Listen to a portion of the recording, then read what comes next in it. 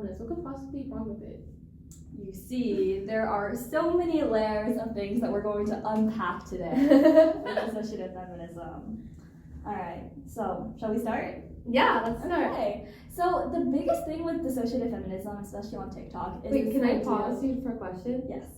Wait, before you talk about dissociative feminism, can you explain what dissociative feminism is? Yeah, so it's kind of like the antithesis to modern day girl boss feminism, which is like kind of what you were talking about in yours.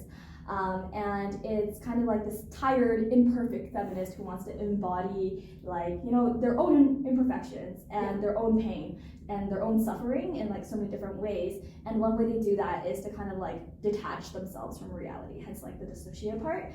And it really comes from like medical origin for like people who actually dissociate due to trauma reasons. But they like rephrase this in like the context of dissociative feminism.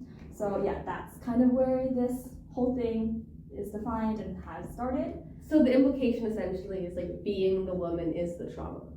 Yeah, it's like the key phrase from like Fleabag the movie is like, oh, being a woman with pain built in. Like you're literally like born with pain ingrained in you, and that's just like a simple reality that you have to accept, live with, and the best way you could do that is to detach from reality and kind of like numb this pain and pretend it doesn't exist and it like don't let it affect you kind of vibe. Got it. That makes sense. All right, so back to what you were saying. Sorry for the interruption. No. That was like super necessary. I think like defining stuff in the beginning. But yeah, so especially on TikTok, I think like we've already all talked about it, but it's kind of like a really, really prevalent platform where we're just fed constantly these narratives. And the one thing about dissociative feminism, especially on TikTok and in this like Fleabag era context, is that a lot of people, you know, they frame it in different ways that become more approachable, especially for like young audiences and young females. And one way they do that is like the men won't understand. And like, I think just like that phrasing alone, like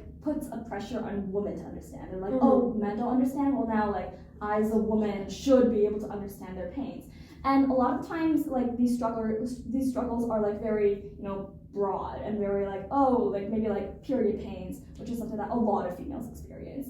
And they kind of attribute all these different symptoms and these different pains to the one solution of dissociating. Like, oh, you know, you could feel better if you smoked, or like if you know, did things to detach from reality. So why don't we watch one and then you guys can tell me what you guys think. That sounds like a great idea. Okay, wonderful. So this is the first one.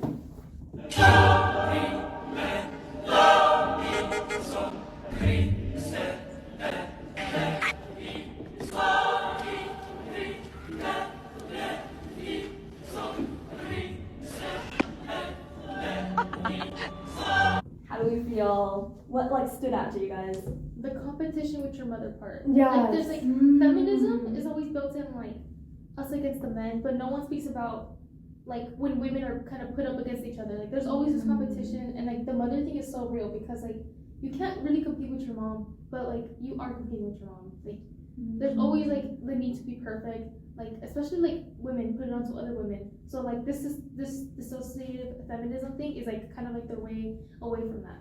So it's like I totally see it, especially in the mom part. Like obviously like there's always like you have to paint your fingernails, like all these other things are like the little things, but like it all kind of just goes back to like you just want to get away from it.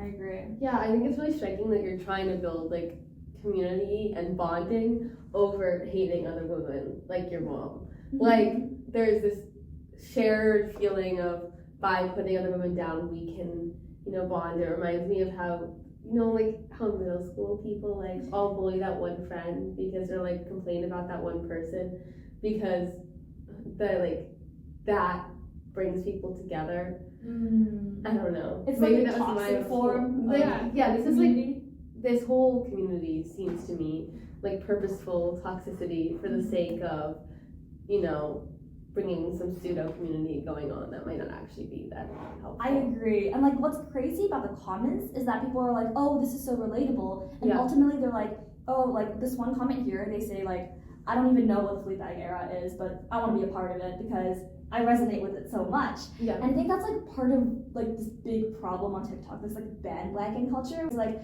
oh, if you like accept one symptom or like relate to one aspect, you feel like you're automatically part of a community. And then what happens when they get into this community is that they have to like kind of prove themselves, like prove that they hate themselves, prove that they're suffering, and prove that they enjoy being in this like their lowest self, like the lowest state.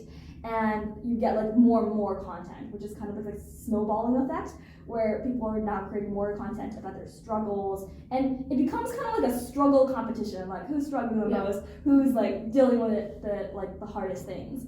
And I think that's where like a lot of this toxicity comes from on this platform, especially. And like I noticed you brought a fleabag earlier. Like, what is a fleabag? Like, maybe not like just like in the context of social media, but like, why did they use the word fleabag? Like, I've never heard of like that's a super good question. So Fleabag, it comes from like the media series. It's like a show, and it's basically about this woman, and she goes through a lot of pain, like a lot of losses, and like a lot of trouble in her romantic life, and she kind of like breaks the fourth wall. So she's like really sarcastic, self-deprecating, but what makes her special is that she's like self-aware. Like she would make fun of herself, turn to the camera, address you as like the audience, but she makes it really clear that she's being sarcastic at the end. And the storyline is that like she is able to like grow out of this fleabag era, or this like really self-deprecating, like enjoying pain and suffering era. But what happens on TikTok is they distort this portion. They don't like put in the growth that happens afterwards, and they're like, oh, I just want to be her when she's like at her lowest self. So her name is Fleabag, and this is kind of where like this Fleabag era name generates from. So this makes people like purposefully want to be fleabaggy and be depressed and be sarcastic, is what you're saying, when they're consuming these videos passively. So what struck me about this video was the part where it was talking about like an eating disorder, essentially, by saying like whenever I look in the mirror, or like looking in the mirror and looking at my body, and I guess I wonder if like videos like these are motivating people to like not just be pessimistic, but you know, like have eating disorders, be depressed as a way of fitting in. I know, and whatever you want to say too, but I know there was this phenomenon on TikTok a while ago where the people were kind of creating communities through eating disorders, like by talking about like, oh, like complaining about having eating disorders or having their body image. Like other people were like, oh, you ate this much today, I ate even less, and like almost like fighting over eating disorders in comments and stuff, which like promoted them even more. I don't know, I was on like their TikTok at some points, but I had a question about this. Wait, it's almost like it's like promoting like a toxic relationship with yourself. Yeah, They acknowledge it's toxic, but they just don't want to leave it. It's like they don't, like you said with the fleabag thing, they don't acknowledge like the growth part. They kind of just want to stay in the cycle. Right, it's kind of this like ultimate form of pessimism where like you've accepted the fact that feminist movements are going to move forward, we might as well just embrace the pain and like, you know, feed into the patriarchy. Like one of the key terms that people use is like being like a female manipulator. Like you're in a toxic relationship, be toxic kind of vibe. Yeah. Wow. I hope this doesn't show up on my For You page, because I'm already pretty anti-patriarchy, and I'm gonna go crazy if I keep on passively consuming this. Do you want to react to another? Yeah, sure, let's do it. A lot of them are similar in this kind of like exclusivity and creating this community. So this one is also just very similar.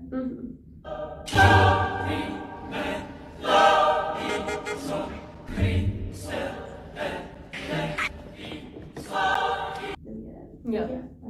I think this is like kind of like the more intense version where they're like actually promoting like habits that you can adopt. Like one of the substance abuse. Like exactly. And also like what's really like harmful is when they take these coping mechanisms and they're like, well, you don't even need to go to therapy. You could just like dissociate. Like why would you even consider like other options? And when people are like spoon-fed this information over and over again, they're like, oh, might as well try it. And what happens is like they end up spiraling even further in their mental health. Like a lot of the counter arguments regarding like dissociative feminism is that it creates community, which is kind of like the through line through all of ours. But at what cost? is kind of like another Completely. question. You're forcing people to have these mental disorders and eating disorders and whatever, and then you're telling them very unhealthy ways to cope about it. Right. I guess I wonder if like any aesthetic is ever okay. Like when I see this cigarette thing, I think I always joke about wanting, my Instagram pictures to be like blurry French girl, champagne and cigarette aesthetic. No, wait, I know what you're talking about, yeah.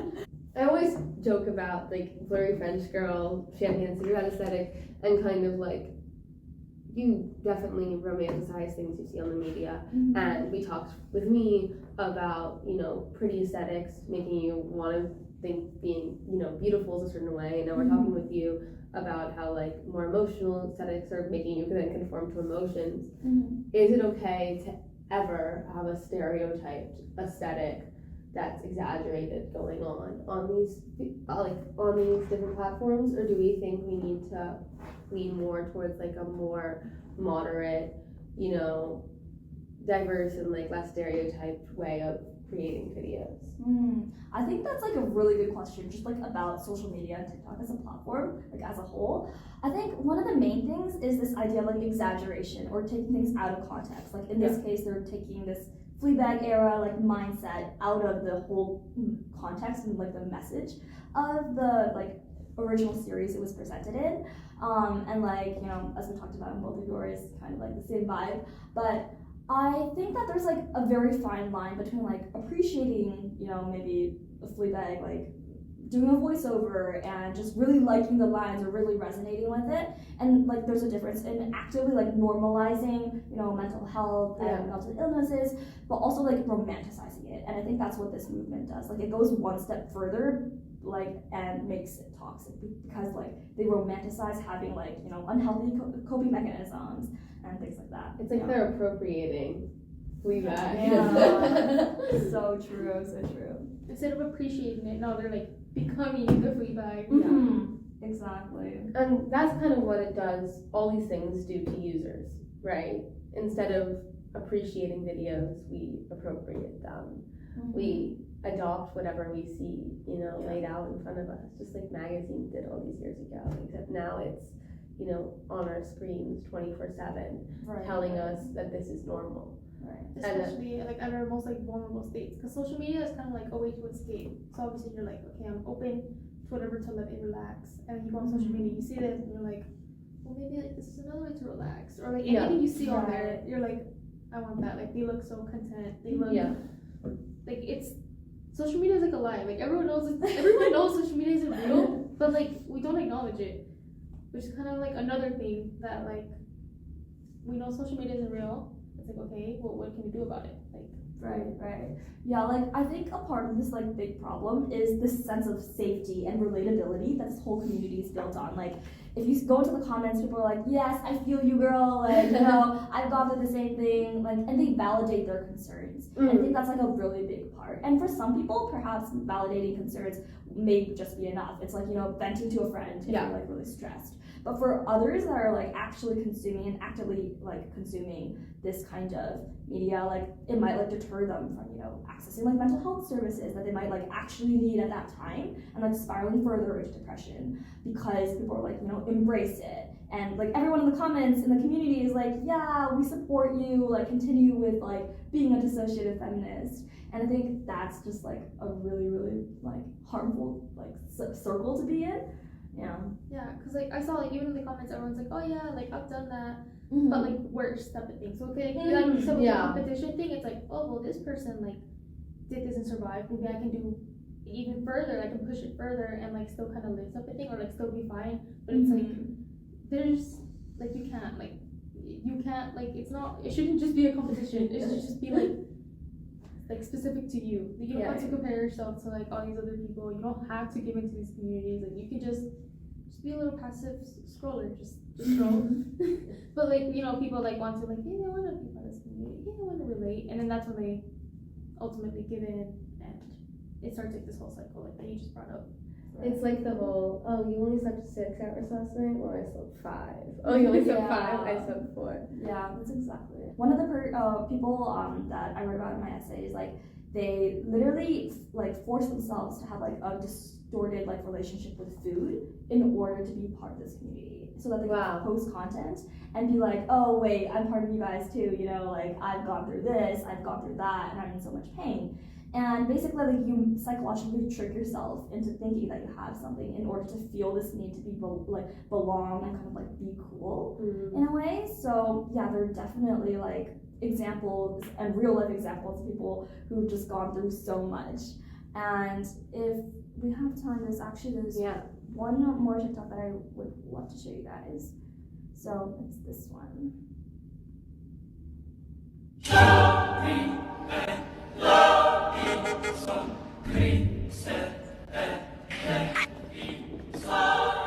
Wow, that's a really interesting way to end it, to see these first person sources of people that are like knowledgeable about how it's detrimentally affected them. Yeah, how do you guys feel?